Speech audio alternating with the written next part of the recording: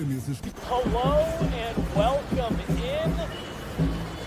Please do not leave your luggage unattended on the station.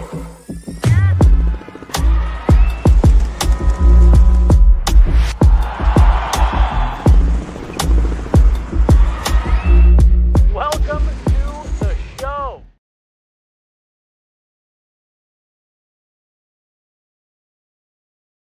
I'm muted. Oh my gosh, I'm muted. Woo!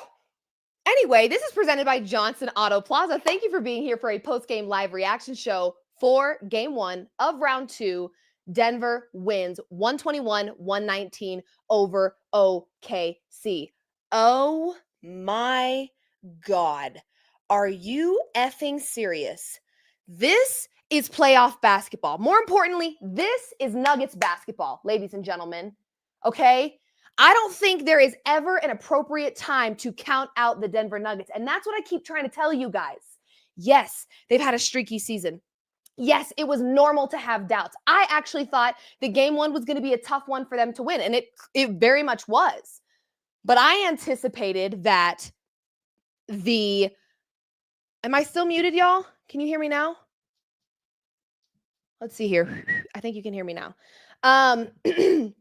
I anticipated that the rest disadvantage that they had, OKC being young, being healthy, being rested, we were going to see some messy basketball. And let's be quite honest, we kind of sort of did anyways.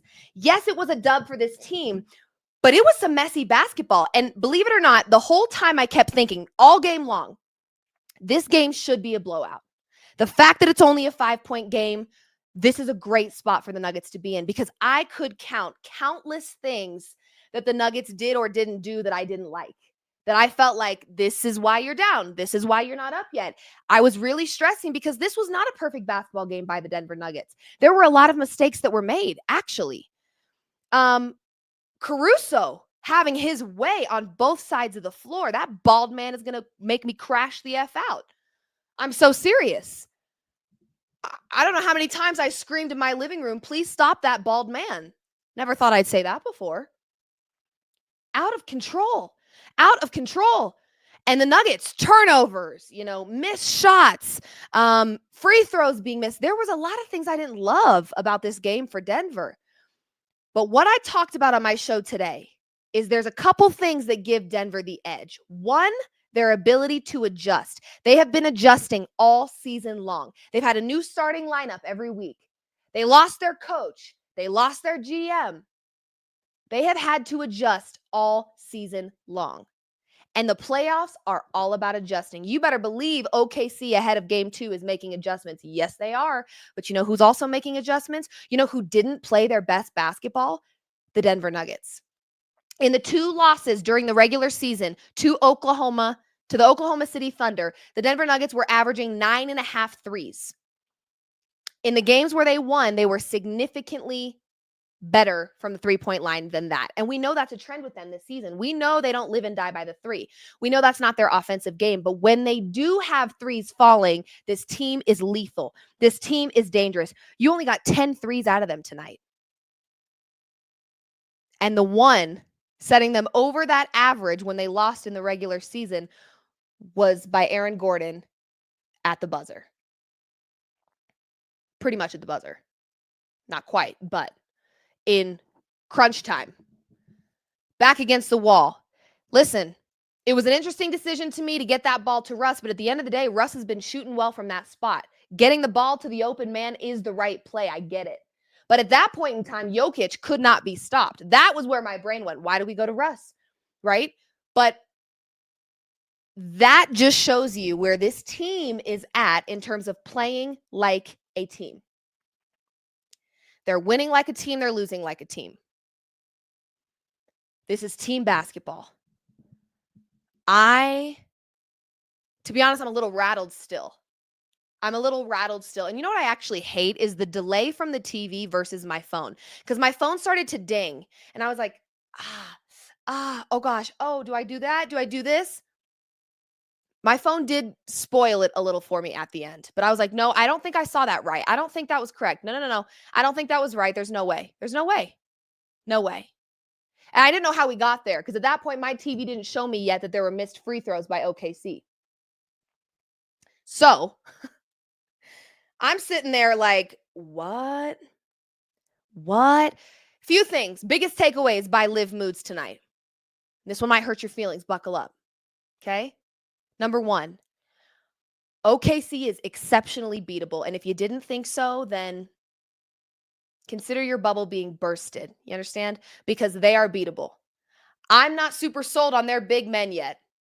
Their bigs don't do a whole lot for me. We also have not seen this team yet prove themselves on this stage, yet we talked about them all season long. And don't think I didn't forget about some of you out there. OKC and 4, easy money. Really? I saw a lot from Denver I didn't like tonight, and they kept this game close, exceptionally close. They were working their tails off to stay in this game, and they did. And there's a significant rest disadvantage for the Denver Nuggets, and they still found a way to stay alive in this game. Not only did they stay alive in this game, because by the way, I was planning on having a same pretty positive energy about me whether we won or lost this game, because I walked away from this game feeling like there was a lot I didn't like, yet they still kept this game close. They were fighting like hell. And that's what you want to see out of this team, because when they play that way, they really are kind of unstoppable in so many ways. They are. You can't ever count out Denver. Why? Why, LIV? Why can't you ever count this team out? I'm sorry. Let me take you back to elementary school. Let's get you on an elementary school level so I can explain it to you. Nikola Jokic is a Denver Nugget. OKC fans, I hope you're real excited about the fact that the MVP award is a regular season award, because tonight it was glaringly obvious the mistake that will be made, which is SGA winning MVP. Sorry. Sue me. Be mad all you want. Be mad all you want. Okay? Nikola Jokic still exists. Thank you so much. And he can't be stopped. There is no answer for Nikola Jokic in this series.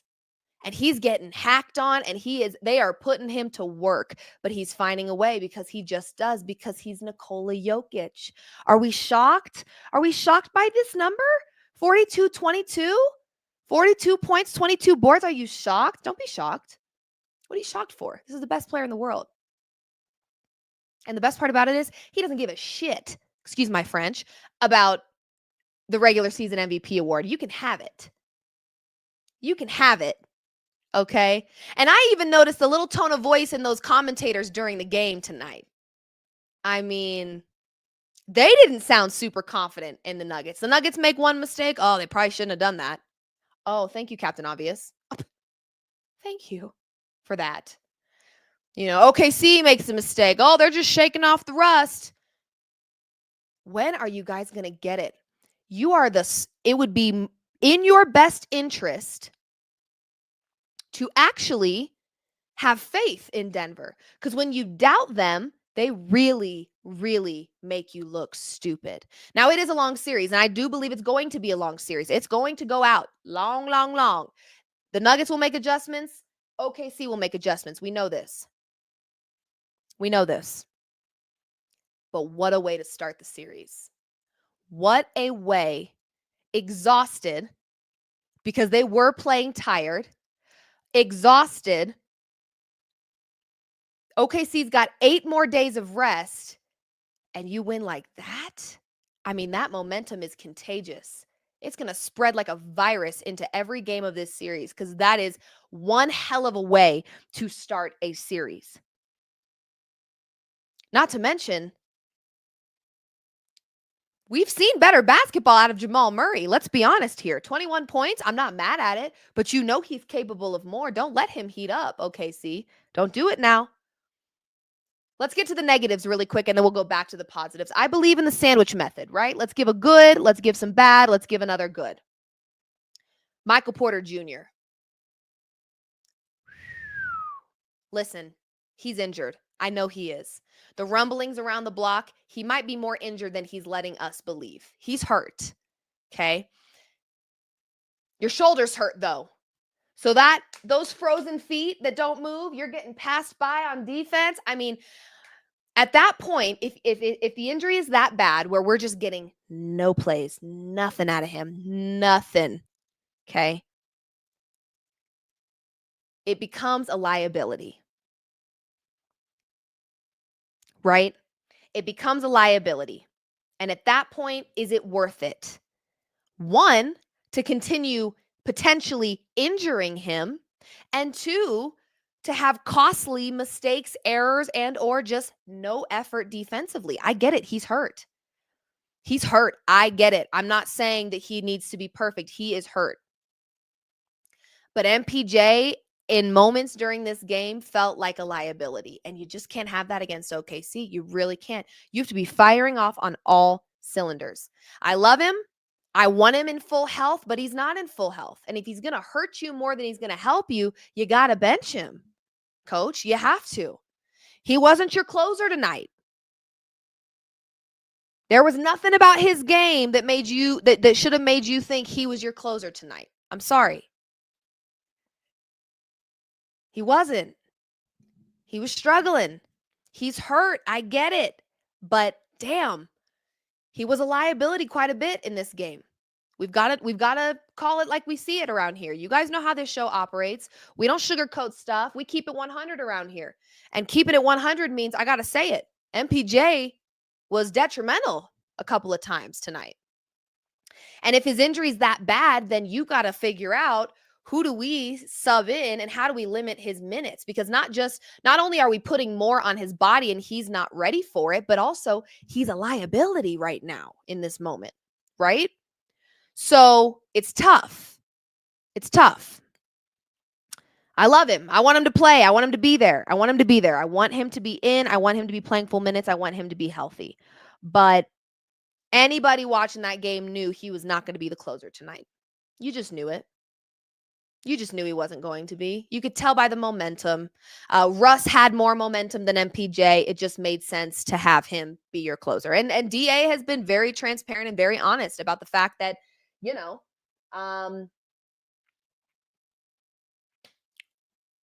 whoever plays the best is who's closing the game. It's that simple. One night it could be Russ. The other night it could be Michael Porter Jr. Tonight it was most certainly not Michael Porter Jr.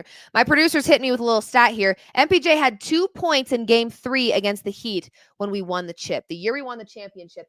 Listen, his threes weren't falling then either. But he was a little healthier, I understand. He was still making plays. And I've talked about that on my show. You just want to see MPJ make plays. But if he's not capable of that because of his injury, then you have to put him on the bench. You have to. It's a business decision, right? So, yes, I know MPJ was not the closer. I was more just insinuating that if you thought that he should have been, I'm reconfirming what DA has told us, which is he's going to close out with the best players. I love this strategy by him. It was very clear MPJ was not your best player tonight, not even close. But you want to see him make plays. In some capacity, you want to see him make plays. Aaron effing Gordon. Here's the deal, you guys. I'm serious, and I'm going to call it like I sees it. Here's the deal about it. An underestimated, frankly, even a tired Nuggets team that is just being juiced by momentum should scare a lot of people. Oh, but Liv, it's your team. You're just a homer. Okay. I think what we saw tonight, now here's what I'm waiting for, right? Here's what I'm waiting for. Where are the trolls coming out of their holes? Come join the party. What rhymes with party? Party. And please say you're sorry. That doesn't really rhyme. Come out of your holes, especially if you're a troll. Come join the party and please say you're sorry. Uh-oh. Round 2 has begun. Ding, ding, ding. Round 2. And I'm still liking what I see from Russell Westbrook. Oh, imagine that. Uh-oh. Uh-oh. But guess what? Guess what, though? Just wait. Right? Just wait. There's still more games. Just wait. The second he makes a mistake, Liv, I'm going to be on your timeline. Just wait. No, you just wait. And you sit down and you shut your pie hole. I've heard enough out of you guys. You're done. You're cut off. Your account needs to be deactivated. You've said enough. You understand me? Shush. Why don't you just recognize what we see in front of us right now, which is that Russell Westbrook brings the energy, period.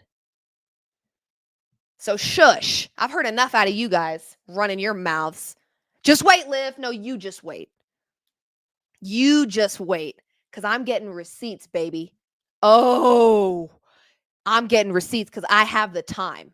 You understand? I'm a booked and busy woman, but I will find the time to embarrass a troll that emerges from their hole and joins the party just to say they're sorry. What about that? Bars. Mic drop.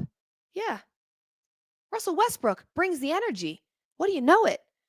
Whoa. Say it ain't so, Liv. Say it ain't so that playing with Nikola Jokic might have been better for Russ than playing with LeBron James. Whoa! Say it ain't so. LeBron James ain't perfect. Oh. Imagine that. Imagine how Jokic is a completely different player.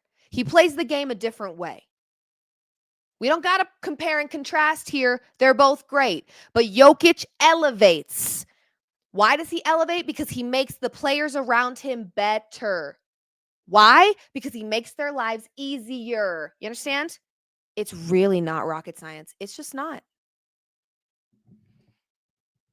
And if you weren't so obsessed with your ex, which is Russell Westbrook, and you just moved on with your life, and you wanted nothing but the best for your ex, imagine that. Imagine me sulking and wishing nothing but the worst for my high school ex-boyfriend. As an engaged woman, stand up. You're embarrassing yourself. Stand up off the ground. Have mercy on my soul. Russell Westbrook tonight. Yeah, he missed a shot, and he will continue to miss shots. But he'll do more harm or good than harm. Think about that. 18 points for Russell Westbrook. 2 rebounds, 2 assists. 3 turnovers. But that's 4 turnovers less than the greatest player in basketball. Okay. Yeah, we'll take that. If this is the Russell Westbrook we should have been, scared of. I'm biting my nails. If this is your version of a horror film, then you're a sissy. Oh my God, she's about to have a heart attack. Okay. That's all I have on that. Russell Westbrook is exactly what this Denver Nuggets team needed. Yes, correct. Correct. Liv's take, aging like wine. Correct. Yes. Yep. Love what you see out of Russ. Thank you so much. Aaron Gordon, beast mode. Absolute beast mode. And you know what? Aaron Gordon and Russell Westbrook, that energy combined, inject here. That was a little psycho. Inject it into my veins. You understand? I'm not kidding. I will eat it up all night long. There is no answer for Jokic in this series. Sorry, it's just the truth. I saw a comment in here that said OKC fouling early. They don't know how to stop Jokic without just hacking on him. That's their answer. Maybe if we smack him around a little bit, that'll slow him down. Please. You think a little smack? Have you seen the scars on this man's arm? You think a little smack around is going to stop a Serbian monster? Oh, please. Get a grip on reality. This is the best basketball player in the world. Globally. They don't have an answer for him. Of course they don't. This is the best player in basketball. This is the most valuable player. Oh! Yes, it is. It absolutely is. It absolutely is. And we're going to watch it unfold in this series. Who stops Jokic? I got to give credit where it's due. Caruso is a beast. I about had a bald man crash out tonight. Seriously. He almost made me go and start shaving my head in a Britney Spears moment. I was about to crash the F out at the hands of Caruso. So help me God. Both sides of the floor, he was just raising some hell. So let me give some credit where it's due. Wow. I mean, yeah. Here's what I want to know. And I'm quite curious to see if David Adelman addresses this. With the smidgiest little bit of perimeter defense, this game would have looked a lot different. My God. My God. This Thunder team, 5 more threes than the Nuggets. And the Nuggets were able to keep it as close as they kept it. I mean, come on. Come on. That's crazy. And actually, I felt like the whistle was relatively fair. If you look at the stats on how many times OKC went to the line, how many times the Nuggets went to the line, felt pretty fair. But there were missed calls on Jokic. There always are. Seriously, there always are. So imagine if we got this much more perimeter defense out of this Nuggets team. And I know they can. I know they can. I know they can do it. They were tired today. They started slow. They were looking a little sloppy and a little tired up top at the game. Yes, they did. I don't blame them for that. Hell, I'd be exhausted. Okay? But that's why they don't pay me the big bucks. You understand? A little more perimeter defense, and this is a different basketball game, folks. It is. I saw a lot of stuff I didn't like out of this Nuggets team. 18 turnovers. I beg your effing pardon. Yeah, let's tighten that up a little bit, shall we? Let's clean that up a little bit. Huh? They clean that up? You get a couple of threes out of MPJ? You get a little tighter on perimeter defense? You start getting in these young Thunderbolts' heads? Ooh. Wow. We've got ourselves a series. Uh-oh. It might not be as easy as 1, 2, 3 like some of you thought it would have been. Crazy you ever thought that. Crazy.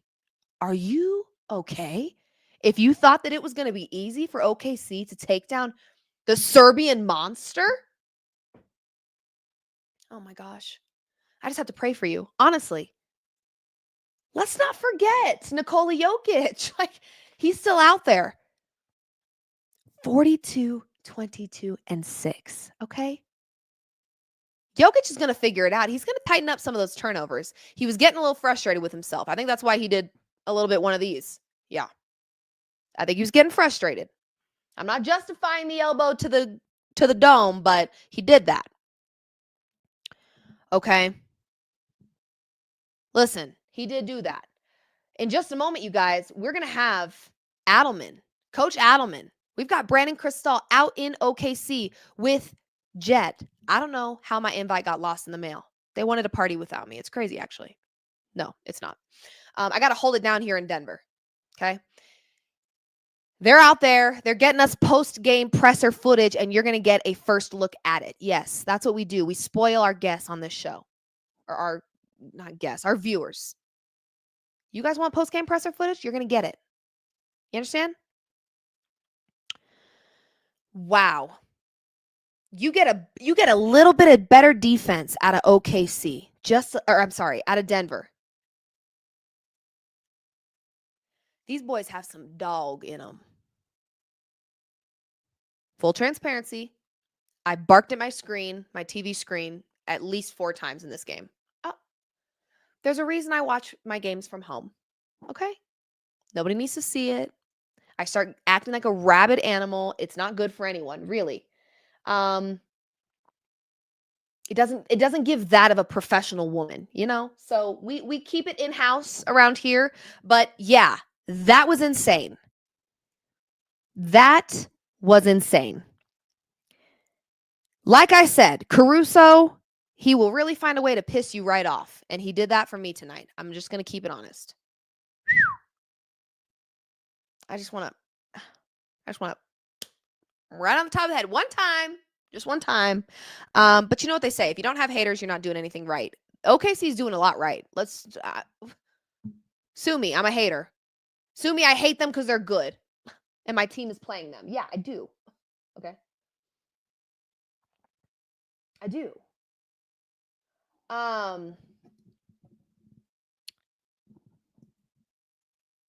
We've got a clip coming in just a moment, you guys. We do. We do. And you're going to get it. And you're going to see it. And it's going to be David Adelman talking about Aaron Gordon's 3 at the end of the game. What on earth? I mean, we are just, that was nuts. That was bonkers. Wow. I will say there was a moment where, and I'm talking to my producer now, David. We have two Davids, David Adelman, and then my producer, David. I don't see it yet, David, but I would imagine once it uploads, it will pop up and we will run it for the group. But you guys, here's the deal. There was a moment in this game where Russ was pretty animated, directed at MPJ. And it was when they were on defense. And MPJ's feet looked like they were glued to the hardwood floor. There's some stuff that this Nuggets team knows they can do better in game 2 defensively to make this a little tougher for OKC. And don't get me wrong, it was a tough game for OKC. It was a tough game for both teams.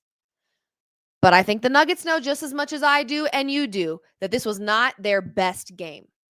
And they still came out on top. We've got about 2.5 minutes of Coach Adelman. We're going to run it for you right stinking now. And then we'll reconvene, and hopefully we'll also get to hear from some players as well. So here is Coach Adelman, his thoughts on Aaron Gordon's big 3, as well as this win, and maybe a little update on what we get from them in game 2. Let's check it out. He is so fluid right now, fluidity with his shot. It's very different. Over the years, it's gotten better. There's less of a hitch. There's almost no hitch now. It's just a very fluid up and down shot. His knees release when his elbow does. You know, all the things they tell you when you're 10 years old at camp. It looks that way right now. So it's nice to put him in the corner where you know he can make a shot. And on top of that, you put that man in the corner and he wants to cut on the baseline. We've all saw that in Game 7, that lob dunk he caught. Being able to do both is a weapon, especially when we're playing two-man game with Jamal and Nikola. You mentioned the kind of conversation this team has where they're open and not blaming each other. From a coach's perspective, how does that help you continue to do your job? Yeah, I mean, I think it lets you focus on schematics. You know, you don't have to go in and rally the group to stay together in a tough moment. That's already happening, and they're already having that conversation. You know, keep yourself going. You know, keep your head up. And I know it sounds, cliche, but it's not. You know, in this building, how loud it is. You brought up Nikola, the intensity of the game, people calming him down, him calming other people down. You need that. So when I step in there, we can just talk about trying to win the game. You know, not trying to balance egos or any of that stuff. So it goes a long way in high intense moments. Just super proud of the guys. Coach, how important was it that, they never really ran away from you? Their biggest lead was 14. They would get it to 13. You guys would immediately go get it to 8. They get it to 13. You guys get it to 8. How important was it that you guys just kept kind of chopping wood there a little bit? So important. And that's what I was talking about, the mentality. You know, would have been really easy for me to come up here and say, we just played Saturday in a Game 7 and we have all the excuses in the world and we're so tired. And no, it's the playoffs. You only get a certain amount of chances out here. And you're right. Every time they got up, I never sensed, we can play in 2 days. We can still even this thing up 1-1. No, this is our opportunity tonight. Live in the present in these moments. Now, these games they're so hard to win. And when you put yourself in a situation like this, like we did, don't waste your energy.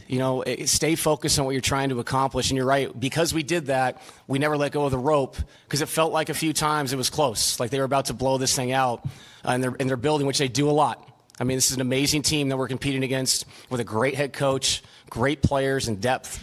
Yeah, man, like I said, the word of the night for me is just mentality. Like, we did it, we stayed with it, and it worked out for us.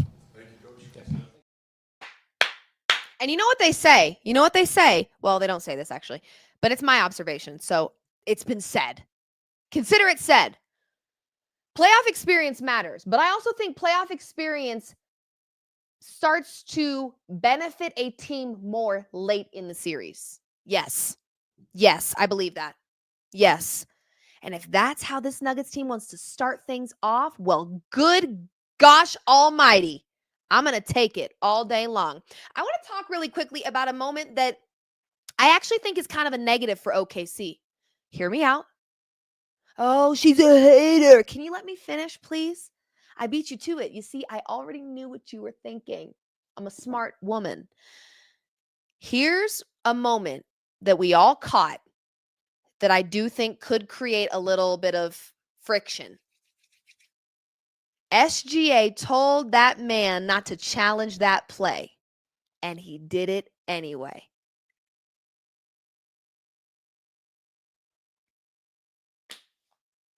That's a trust issue. That's the MVP, let everyone tell you.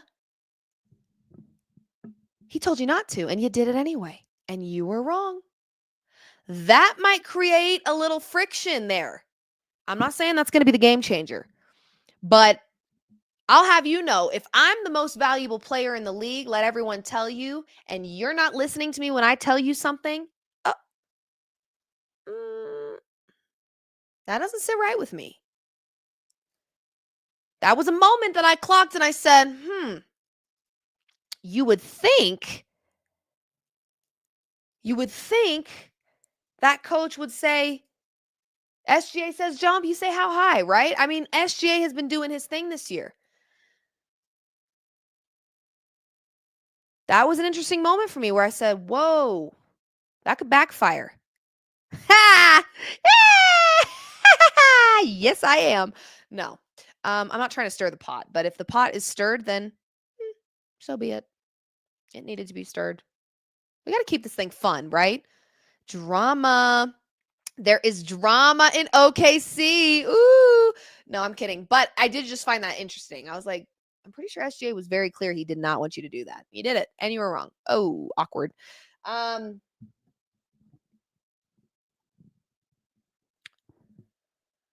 talk about David Adelman. Really, at the end of the day, what this Nuggets team has needed for some time, with the level in which Nikola Jokic is playing, in so many ways can't be coached. You just got to let him play. So when you stick Nikola Jokic in the driver's seat a little bit and he gets to drive the car and he gets to call the shots a little and he gets to say, do this, do that, with a mutual respect between coach and player, it's working for them. It is working for them. And I like what I see right now. And I don't think this is a fair freaking statement. What on earth, at this point in time, after 7 games where they prevailed against a red-hot Clippers team, and they just upset OKC in game 1 of round 2 on the road, what makes you think he's not that good of a coach? That is an outlandish thing to say after what we've seen so far. They won their last regular season games against Sacramento, Memphis, and Houston under Coach Adelman's leadership. I do not think that is a fair statement to make. Not fair. Okay, maybe you think he's not the end-all be-all. Maybe you think that there's someone better suited in the long run. Fine. But right now, you can't say a negative thing about David Adelman, actually. Because if I'm not mistaken, they're doing their job. They're winning basketball games, point blank, period. That's just it right there. Let's talk about foul baiting. Yes, Jokic does it. Grow up. On this show, in my house, we only talk about what we want to talk about. And we're going to talk about SGA foul baiting and not Jokic. No, I'm kidding. He does. They do. They all do. Gosh, that's the way the game has gone. I mean, Lord have mercy.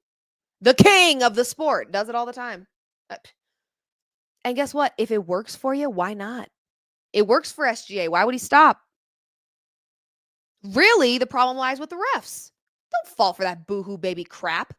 Get up. You're a grown man. You're 7 foot. Get up. I'm not blowing my whistle. Matter of fact, I'm going to swing this whistle and clock you in the head. Get up off the ground. That's just how I feel. But what do I know? I think my eyesight's going out. Am I that hyped up I can't see anything? What the?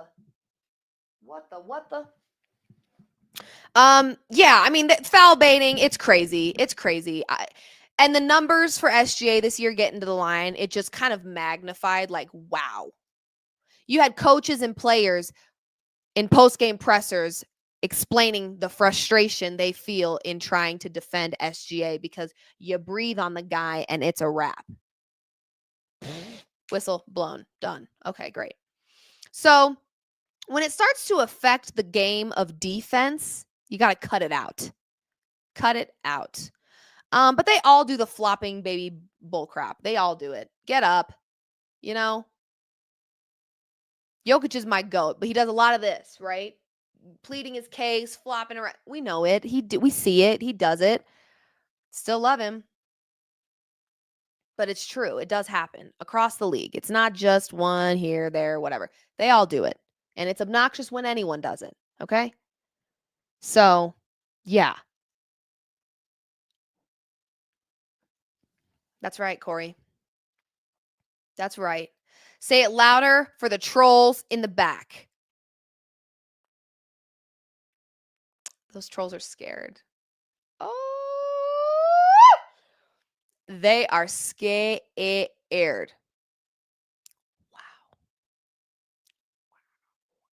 Yeah, not a whole lot those trolls have to say right now, if we're being honest. Not a whole lot to say about Mr. Russell Westbrook doing his thing. Not a whole lot to say.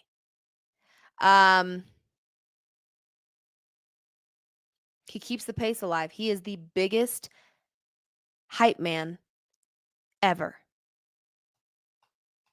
Ever to exist, ever. The dude is an Energizer bunny. He is the most. He brings energy unlike any player in the NBA, point blank, period. Cry about it. And to bring that much energy and to play with such confidence after the scrutiny this man faces, I mean, tenfold on the scrutiny. They are down this dude at this dude's neck at all costs.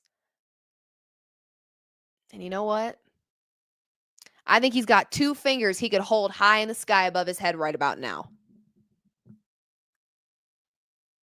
And it lies in the middle of his hand. Do the math. I won't tell you. I won't show you either. Let's see what we got going on. Let's see if we've got any players coming in so we can hear from some players. Sorry, guys. You know I can't multitask. You know I can't. I have no idea how. It's crazy. Can't do it. Yeah, Russ plays with heart, man. And this Nuggets team, scrappy, gritty, doggy. Pause. Only Morale says, "Where's BK?" Actually, I just sent a text. I literally just texted him and said, "BK, you hopping on?" So hopefully soon we will have BK joining me to give us his perspective while he's out there. Westbrook has been doing this his whole career. And you know what's so funny? I was literally sitting on my couch today talking with my fiance, and I said, because full transparency, I spent most of my day today outside of working and like doing my shows and all that good stuff. I spent most of my day today watching Russell Westbrook edits on TikTok. Yep, sue me. Liv, how do you spend your free time? Watching ASMR and watching Russell Westbrook edits. Oh my gosh. I'm a very simple girl. I know what I like, you know? I was watching them and I sat next to my fiance and I said to him, it amazes me how you can be as good as Russ is and have so much disrespect thrown in your face. It blows my mind. Like, I'm watching OKC highlights and it's just like, imagine being an MVP and you're like playing in this league over a decade and people just drag you through the mud like you wouldn't believe. That is insane to me. I mean, it's crazy. But like I've said a million times, you can't argue with stupid. You understand? Don't try.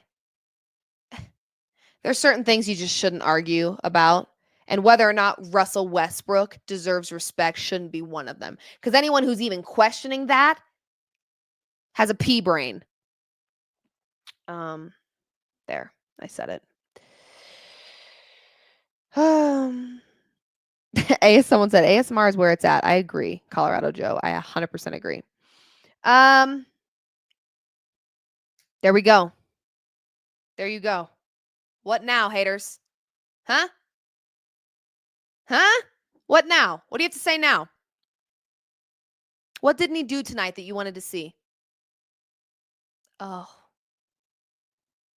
To be in your position. To be in your position. Couldn't imagine it. Couldn't imagine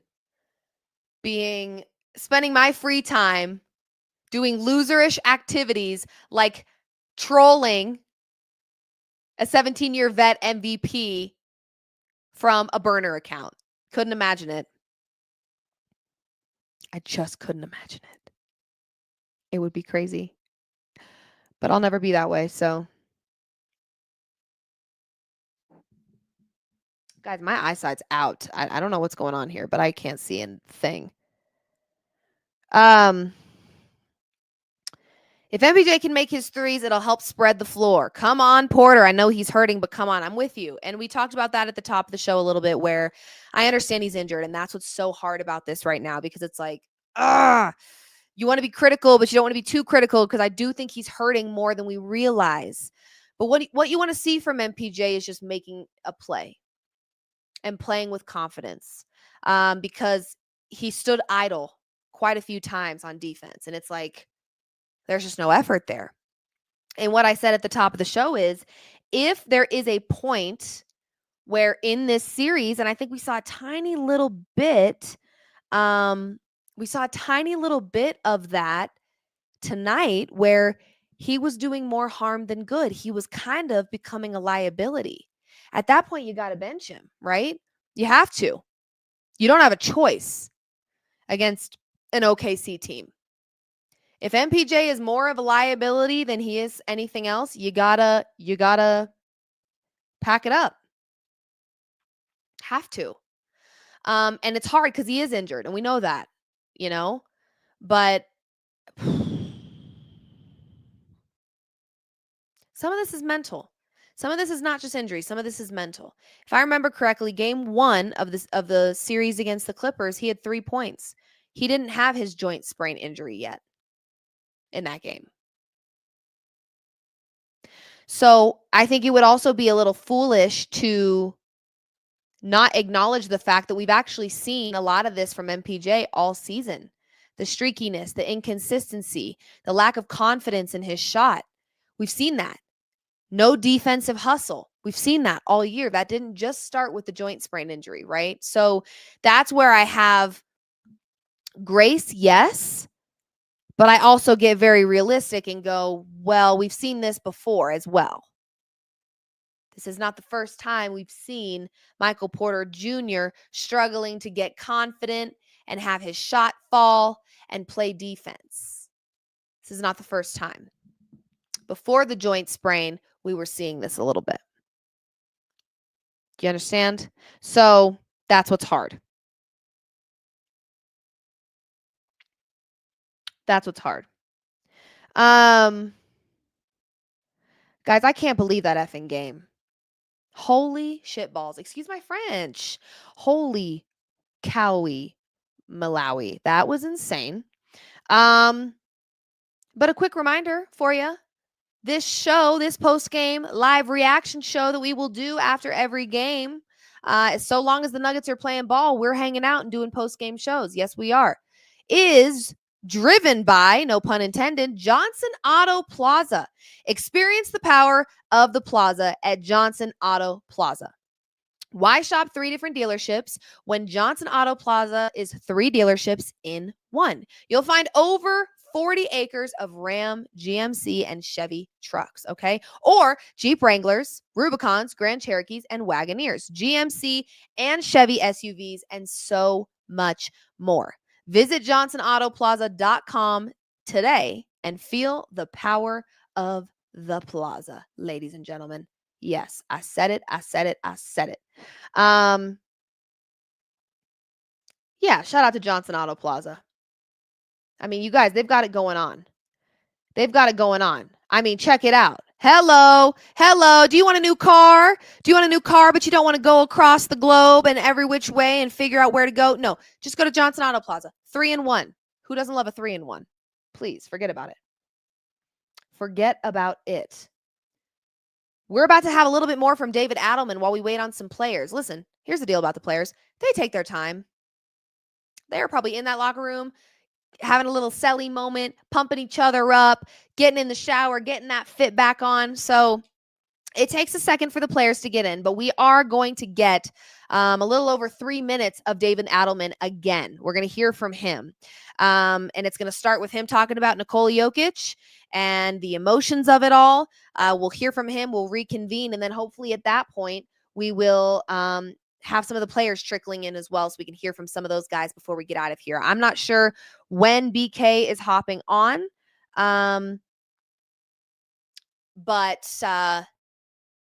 Yeah, we may not get BK on here because he is busy in the locker rooms and in the post-game pressers and all that good stuff. But we will get David Adelman here shortly. And then after that, we'll try to get and hear from some players as well before we get out of here. I appreciate you guys so much. We have like almost 6,500 people on right now hanging out, and for good reason. What a flipping game. This is what you want in the playoffs, right? This is why we love the sport of basketball. This is why we are all up past our effing bedtimes watching this stuff. We got 2 exceptional basketball games tonight. Did you see the Celtics versus the Knicks? Talk about a choke job by the Celtics. Hello. Talk about clutch player of the year. Hello. Yeah. New York's making some noise. New York is making some noise. And let me not be a hypocrite. I was wrong. I know it's a long series, but I said verbatim, I'm pretty sure I said this on the show today, that I didn't think the Knicks stood a chance. Let me apologize in front of all 6,600 of you. Oh, I was not familiar with your game, New York. No, I was. I just think I was maybe I gassed up the Celtics a little too much in this spot. You know, maybe I did. But damn, the Knicks came to play, baby.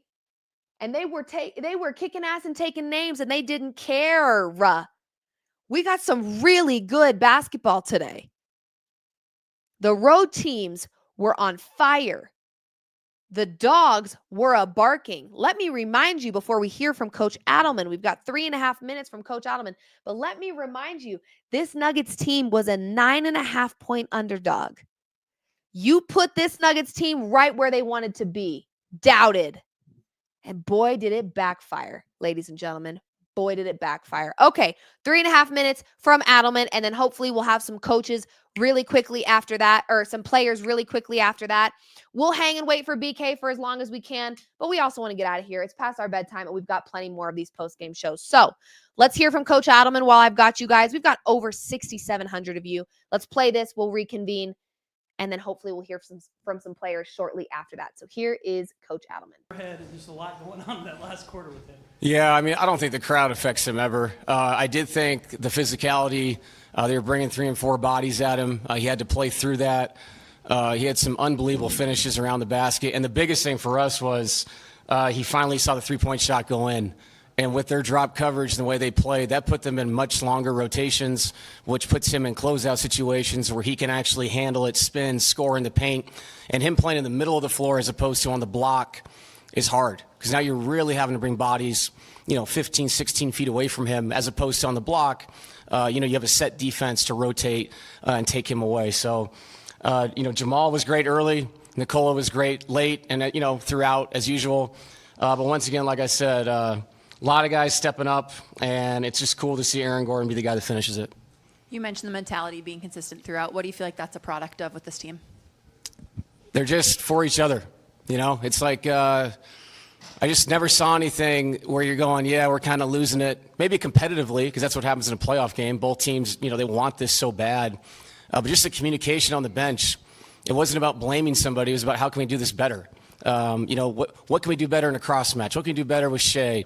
That's what it was, even down whatever it was, with the last couple minutes to go. So when you have that and you're just communicating about trying to win a game and not all the other crap that can go on, you give yourself a chance. And we did. The ball bounced our way. We got an opportunity, and Aaron knocked it down. Coach, how did you guys win a game where you had 18 turnovers, they had 23 points off those turnovers? I think you only made 9 threes all night. How did you win this game? Yeah, I mean, we hit the glass. I mean, we had 27 second chance points. That's just all effort on a night where shots are not going in. Unfortunately, they outscored us in fast break 27-21, but 21's a great number.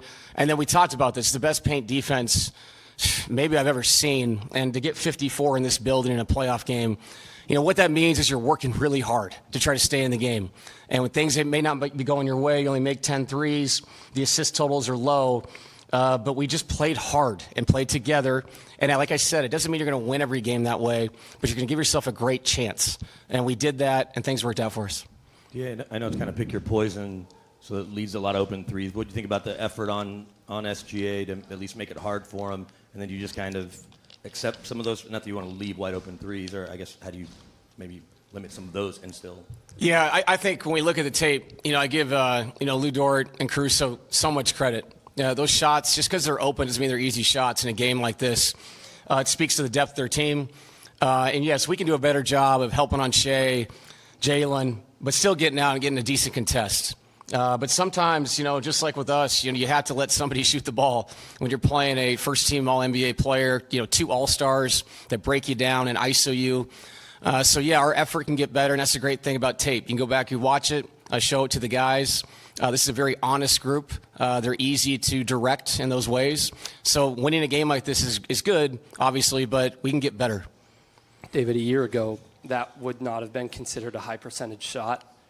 What are you thinking as the ball finds Aaron there? And just more broadly, what have you seen go into his jump shot and his three? I mean, goodness sakes. I think moral of the story is you've got this team playing exceptionally good team basketball right now. That's not something that we always see from this team. God love them. But a lot of times it really just depends on Jokic, Jamal, those X factors. You're getting a lot from this supporting cast. You're getting a lot. Hold on.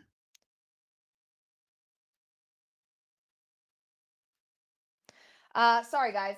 Trying to check in and just see what we've got coming in to make sure I can keep you guys updated.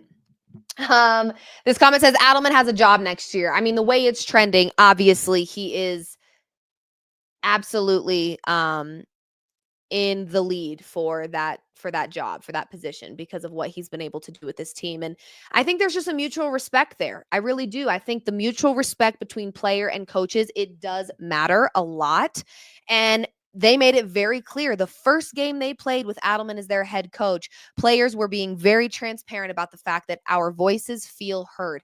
That's a big statement for players to make, for vets to make, that your voices finally feel heard.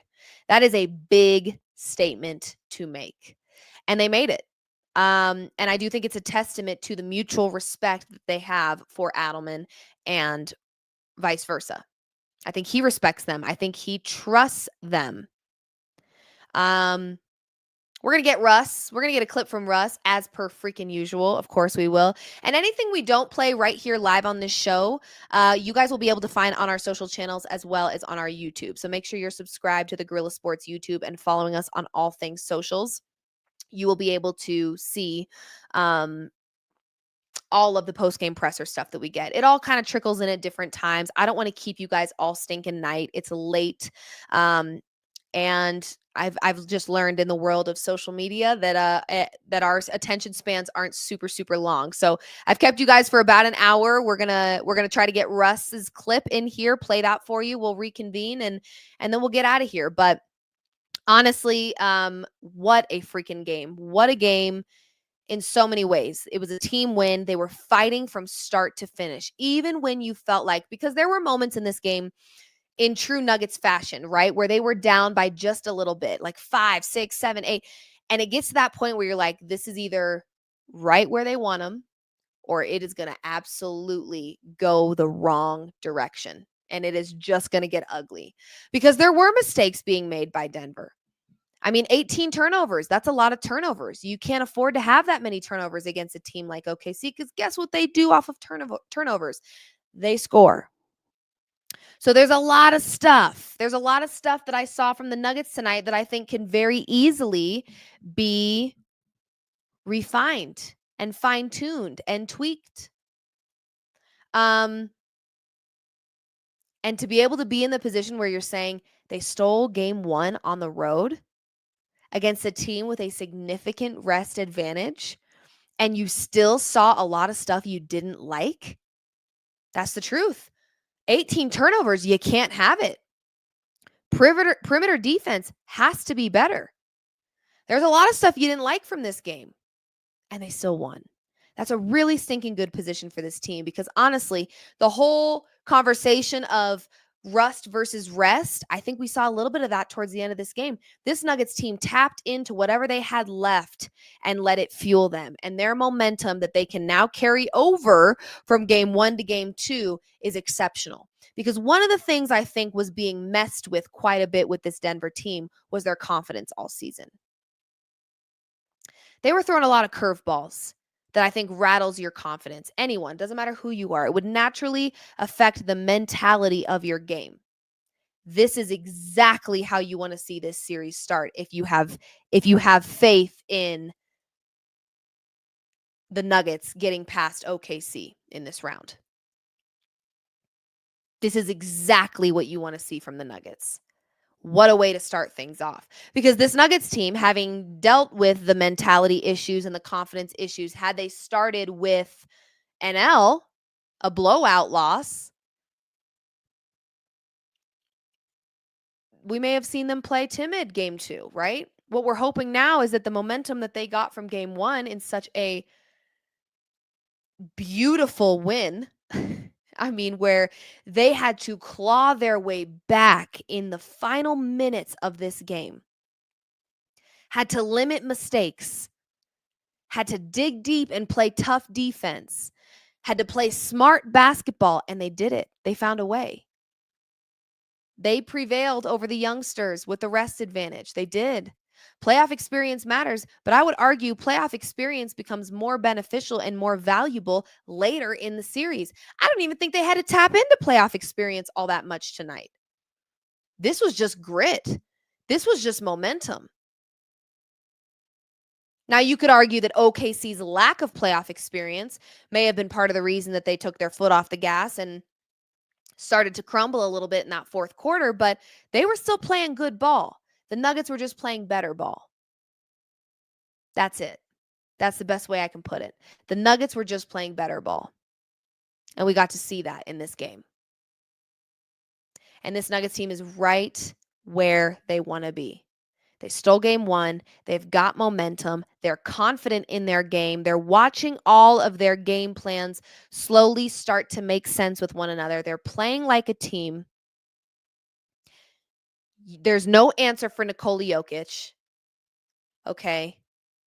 And yet still, I can say with a lot of certainty that people will still be doubting this Nuggets team. Absolutely. They will still be doubting this team. They'll find every reason and every way to discredit game 1 for this Nuggets team. They will. Don't be shocked when you see it. And don't even get your feelings hurt when you see it because you know it's coming. You know they will find every way to discredit game 1. They tried to discredit series round 1 for the Nuggets. Their favorite thing to say, just wait. Just wait till OKC. OKC's here, baby. And so is Denver. And you are a fool. You are a damn fool if you ever count this Nuggets team out for any reason whatsoever. Do you watch Nikola Jokic play basketball? Is that something that you do? Do you watch him play? He's the best basketball player in the world. Let me repeat that. He is the best basketball player in the world. Screw your MVP award. He doesn't care. He doesn't care. They don't have an answer for him. Very few teams do. We have not yet watched OKC deliver on the biggest stage, which is the playoffs. We haven't seen this young, hungry team make it to the finals yet, but we sure were talking about them like they had all season long. That's all we heard. Y'all were quick to discredit the Denver Nuggets when they advanced past round 1. You were quick to try to make it seem like that was a fluky thing and that they stood zero chance against OKC. Now, hear me when I say this is likely going to be a long series, because in the same way that the Nuggets will adjust things to make themselves better, so will OKC. There's a reason that they sat at the top of the Western Conference all season long. I am not a fool to this, okay? You don't have to school me on basketball. I watch it. I know it. I talk about it for a living. OKC is a good-ass basketball team, point blank, period. But, and I said this on my show today, there's a social clip out on my Instagram today where I said, you are a fool if you think this is going to be easy for OKC. You think this Nuggets team with Nikola effing Jokic is going down without a fight? Why on earth would you think that?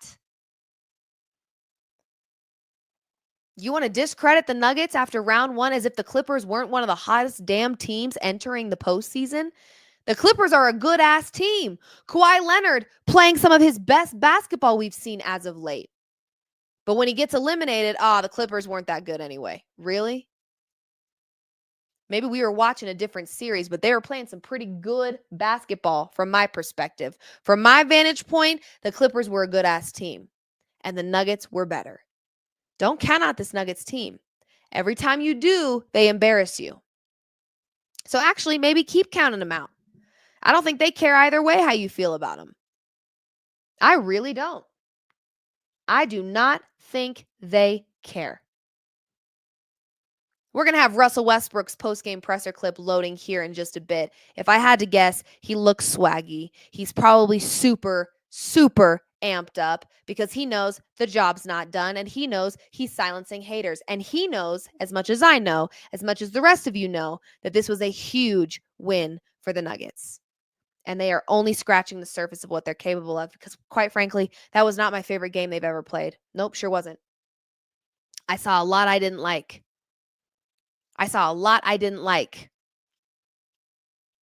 And they still found a way.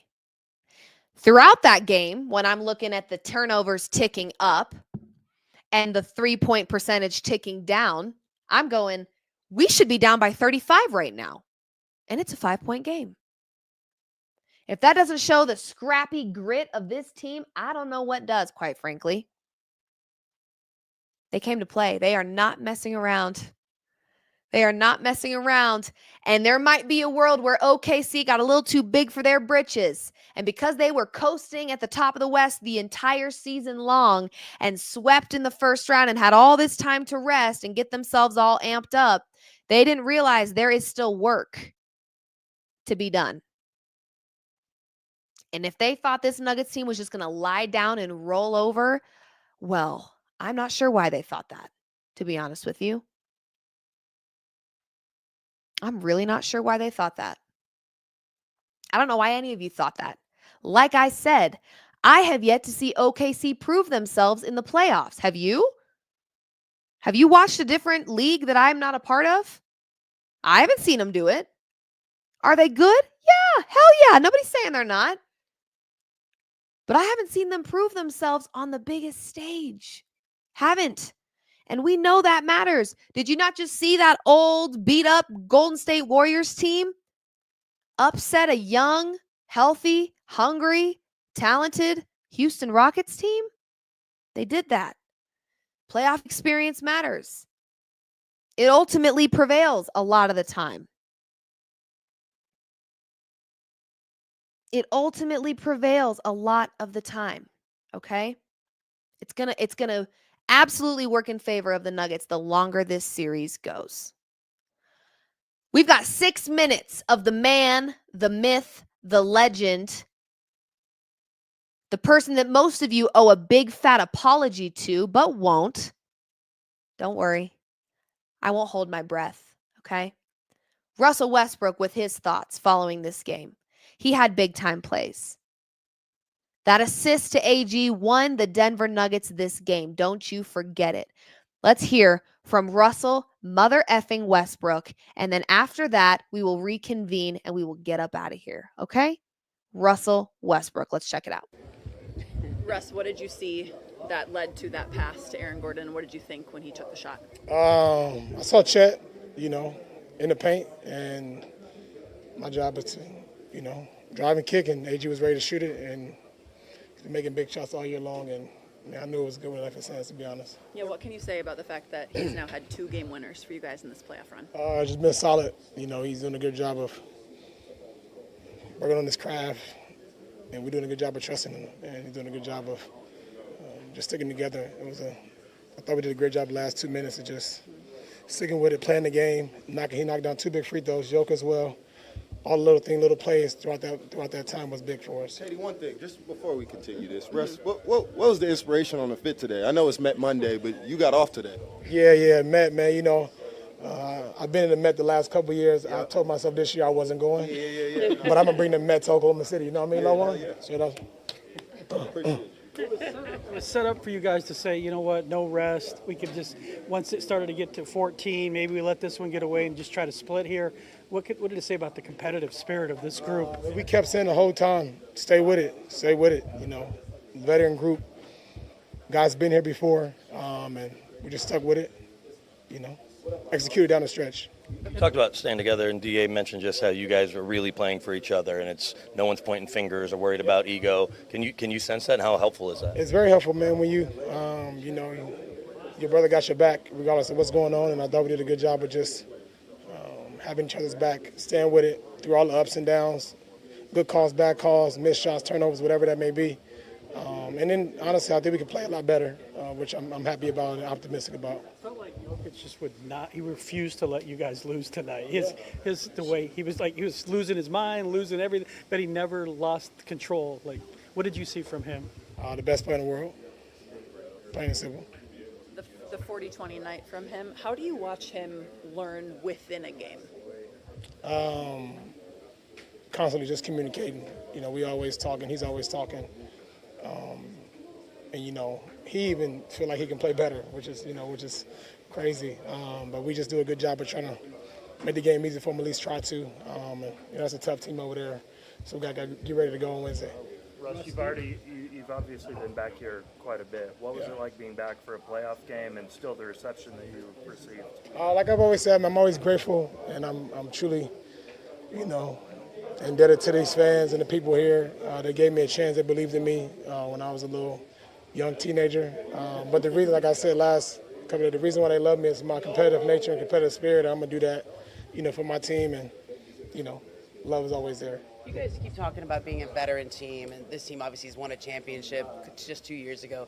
How much do you lean into that in a game like this, or especially down the stretch? It's important. Some things you just can't teach, just knowing what's going on in the game, knowing reading. You just got to just go with the flow, especially experience is a big part of this time of the year. And, I'm blessed to be able to be a part of a team, with the experience that we do have. Russ, you know how loud it can be here, and it was really loud tonight, but what's it like to be on the other side and send them quiet with a buzzer beater like that? That's the first. That's the first. I've been on the side where we were when I was the home team here and lose. So it feels great, honestly. Get one win and just got one. Got to get to 4. It's been a long time since you were a young player here in the crowd like that. Do you remember what it was like when you were in your first big playoff run here? I do remember. It was loud. It was loud tonight, but it was louder when we was here. Yeah. Russ, NBA history question. 2012 OKC Thunder, 7-game series versus 2025 OKC Thunder. Who wins? 2012? 2012 OKC Thunder versus the 2025. That's the year we went to the finals? Yeah. Oh. We winning. 2012? Yeah. How many games? Shit, I don't know. Okay. No, we winning though. Why? All right. You ask me. I'm never gonna say we losing. I don't know why you asking me. I don't know. You should know my answer before you ask me that. I don't know why. I just know that we gonna win. David Adelman said that this is a really honest group. It's gotten better over the year. You're seen a lot of locker rooms. Is it honest in your opinion? Yeah, you know what? I thought we've turned the page throughout the year. There was some ups and downs, but I think that we've done a good job of owning in and honing in on mistakes and owning them, and then fixing them right away, which I think is important. Addressing them, communicating, which I think if you want to go a long way in this platform, you got to be honest with each other. How does that compare to other teams that you've been on in terms of? Definitely a little different. I think I've had it sometimes just didn't, the ball didn't roll our way, but I do think it's big, especially this time of year, being able to be honest with each other and not pointing fingers and owning the mistakes and moving forward. Did you think back at all? Are you too locked into the task at hand, or did you think back to some of those memories from? I did not. Yeah. And then another question about how locked in you were. Did you check out any of the Met Gala outfits? Yeah, I did. You did. I did. What'd you think? There was a lot of good ones, man. A lot of good ones. Stand out to you that you remember? I got to go back and look, but before the game, I was going quick just to look and see which ones I like. I took some screenshots for inspiration for my next collection, but yeah, I'll let you know tomorrow. It seemed like LeBron was going to go, and he was sad he couldn't go because he had a knee injury. Did you give him any tips on what to wear or how to handle that? I did not. I haven't talked to Brown, and I don't know how long.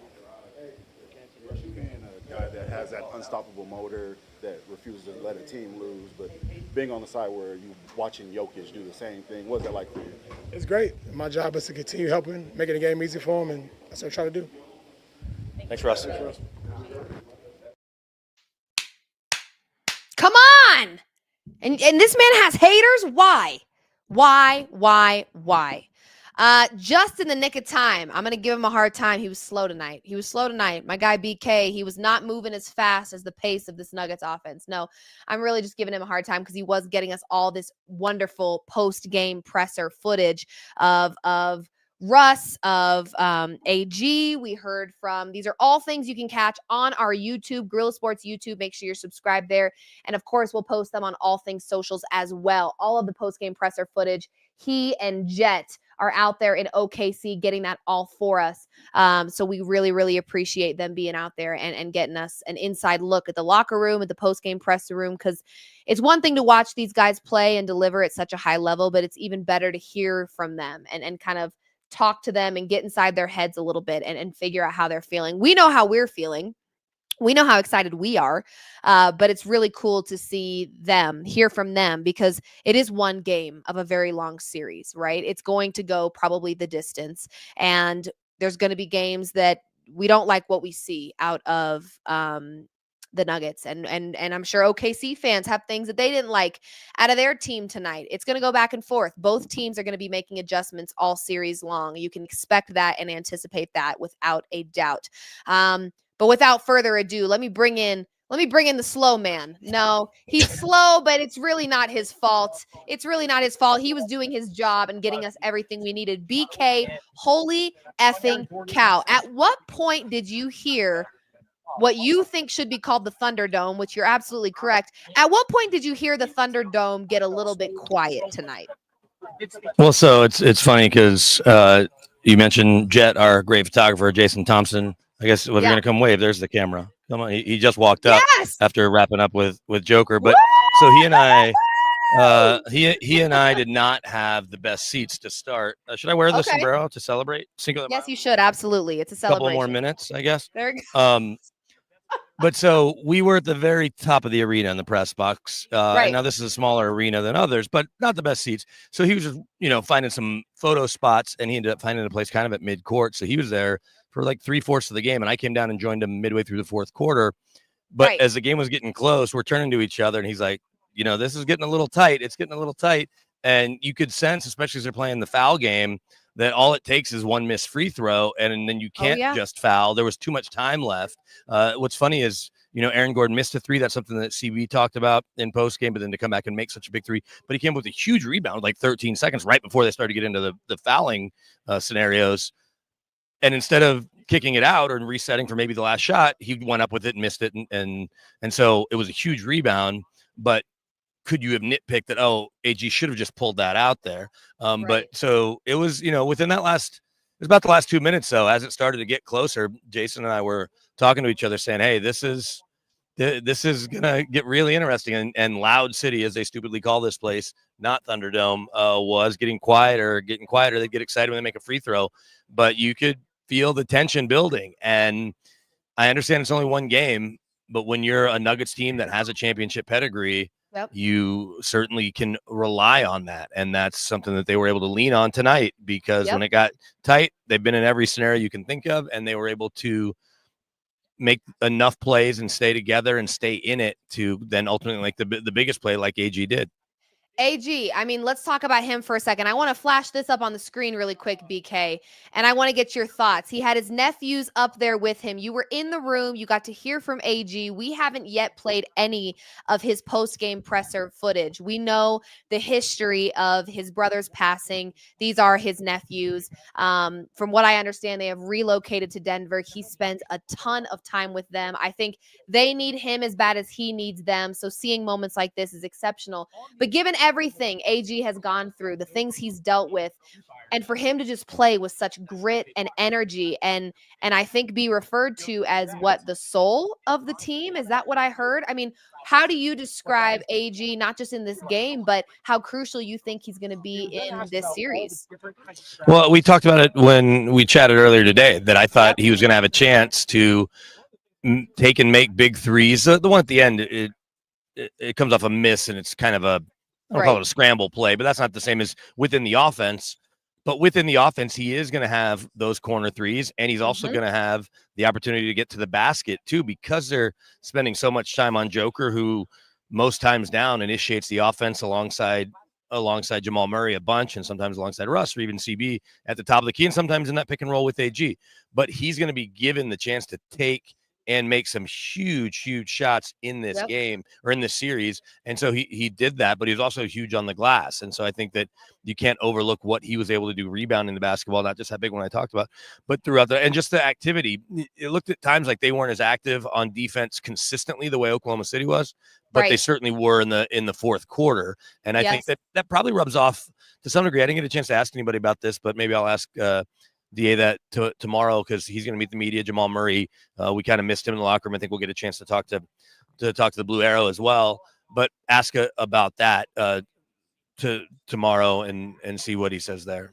Absolutely. I want to address this comment, BK, because this has kind of been an overwhelming conversation. We understand that Michael Porter Jr. is injured, but there were moments where it did feel like, hey, he's in, he chose to play. There were moments where he felt like he was a little bit of a liability tonight. What is your gauge on maybe where his injury stands right now? And do you think there's hope for him to kind of push through this injury a little bit throughout this series and make some big plays? Because we know how valuable he is. And I think MPJ stepping up this much more does make a huge difference for this team.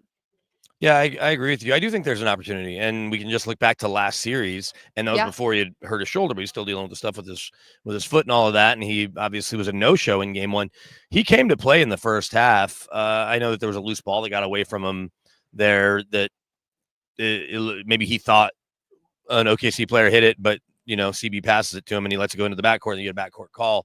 And so I guess that was maybe the third quarter now that I think about it, but no, it was definitely in the first half. Regardless, he was 1 for 8 in the first half and then didn't take another shot. Felt like he wasn't maybe forcing some of those threes, but I think it was to keep pace, knowing Oklahoma City. That was before Oklahoma City even really got going from three. I think he was just like, oh, these are open looks.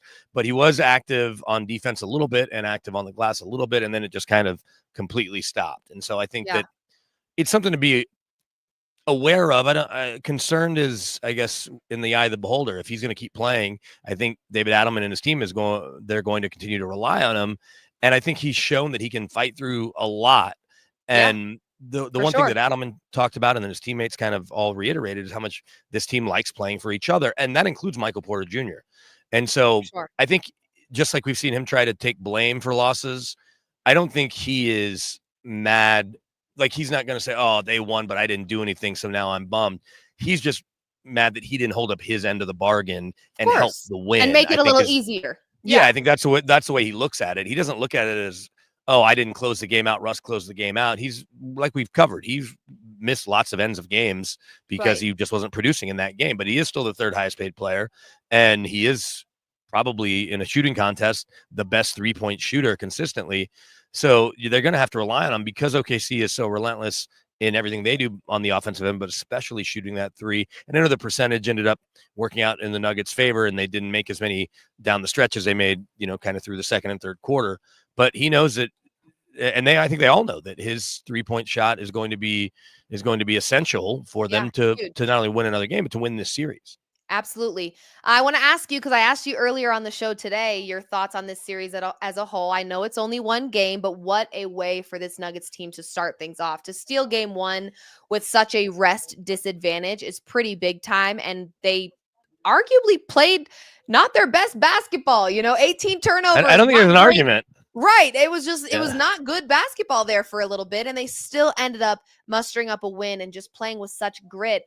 Did this game at all sway how you feel about how this series may unfold if the Nuggets continue to play with such scrappy grit and dog?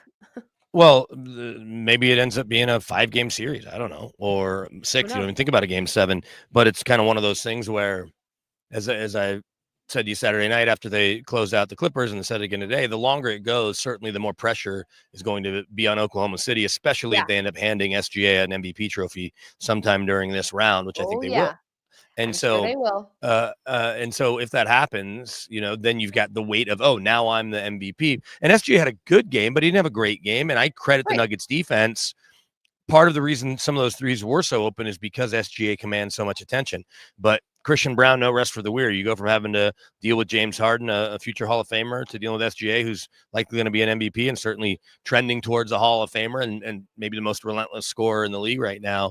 But they did make it, I think, uncomfortable for him at times. I think Peyton Watson helped with that as well. And Peyton kind of had a bunch of plays that aren't necessarily going to show up on the stat sheet other than maybe a block here or there, a deflection.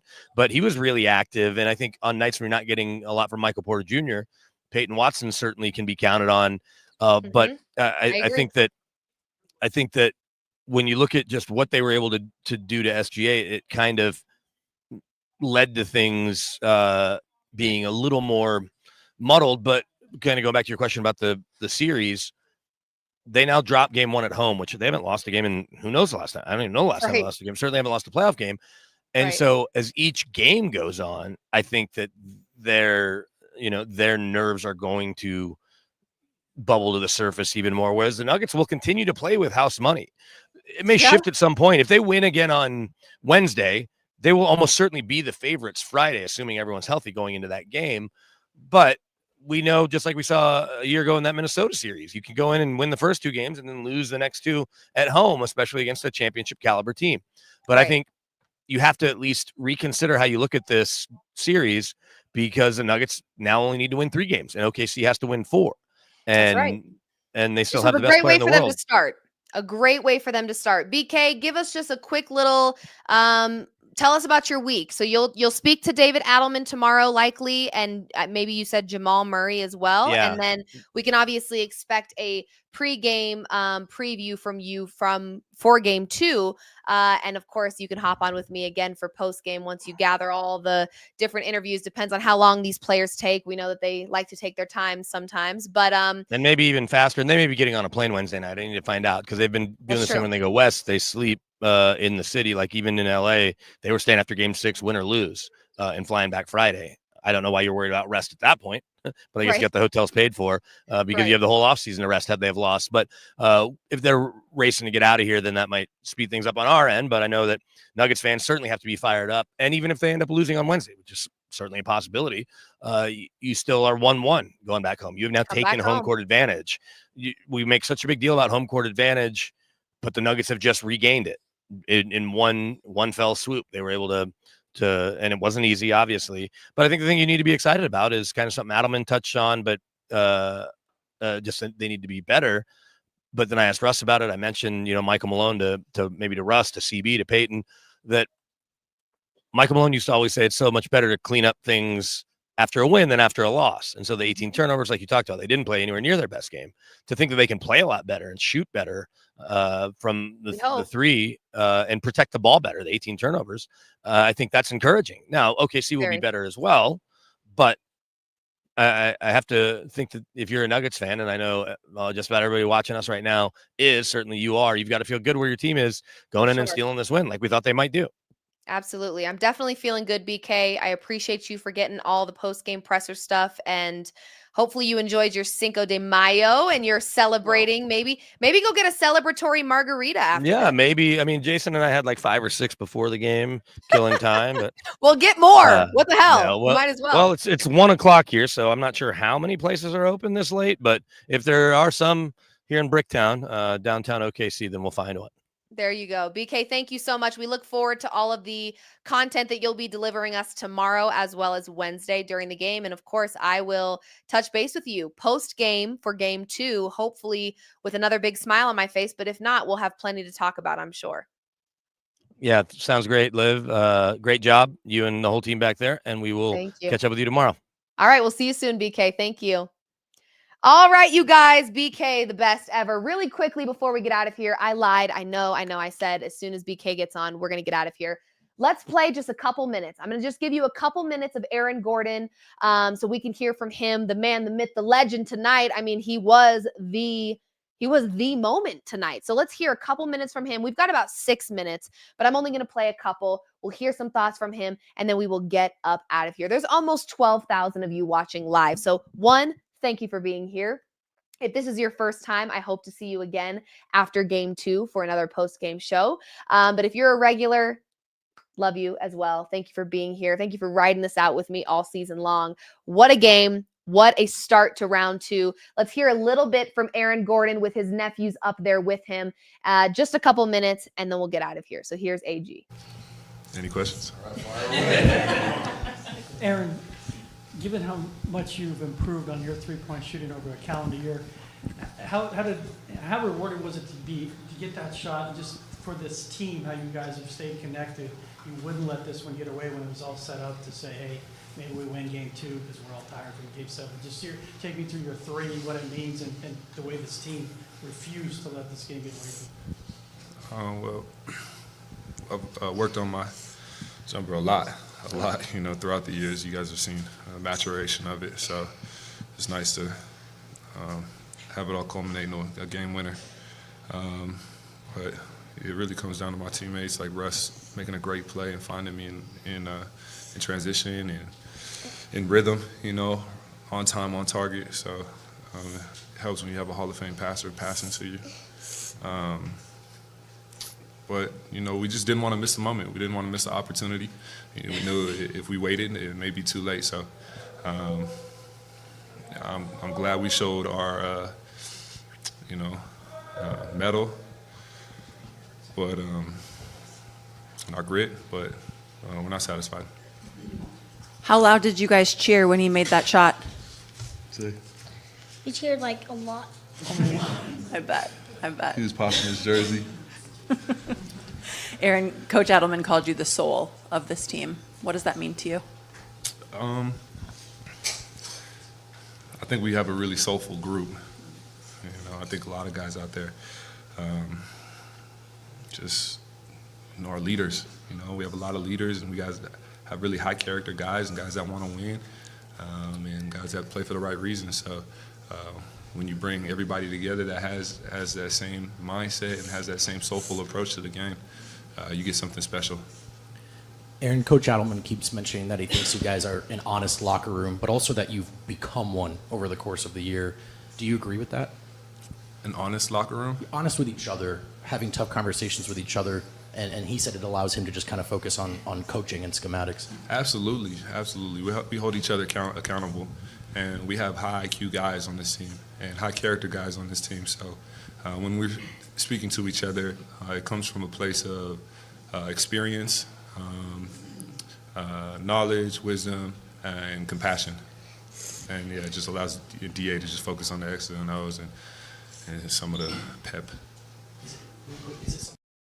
Well, who's cutting onions? Honestly, him being up there with his nephews, that alone is enough to make me cry like a baby. Just given everything he's gone through, those kids have gone through. I have goosebumps, seriously. Couldn't name a better player to make that shot and to be the soul of the Denver Nuggets. It's incredible to watch. The Nuggets are in a phenomenal, phenomenal spot to start this series. He's not satisfied. I love hearing that. They're not satisfied. It's a long series. It's going to be a long series. OKC is not going down without a fight. So we know that. We'll be prepared for it. My computer's going to die, so I'm getting out of here. Thank you guys so much for tuning in to another post-game live reaction show. I'm Liv Mood, signing off for the night. Go Nuggets, and we'll catch you following Game 2 for another post-game show. See ya.